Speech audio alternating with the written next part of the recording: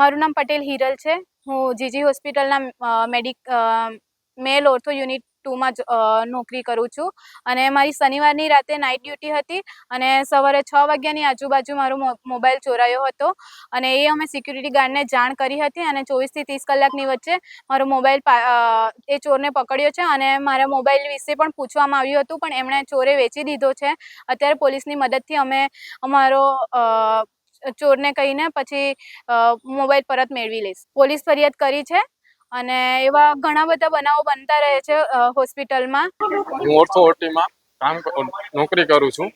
અત્યારે હાલમાં મારી 2 દિવસ પહેલા નાઇટ ડ્યુટી હતી. ત્યારે મારા બેગમાંથી મારું વોલેટ ગાયબ થઈ ગયું હતું અને ચોર એમાં મારા એટીએમ, મારા ડોક્યુમેન્ટ, બધા કાગળિયા, એમાં પૈસા હતા. પૈસા તો નથી મળ્યા પણ મારા ડોક્યુમેન્ટ બધા મળી ગયા છે અને એ બદલ હું સિક્યોરિટીનો ખૂબ ખૂબ આભાર માનું છું કે એને 24 કલાકની અંદર મને મારું વોલેટ અપાવી દીધું. Thank you.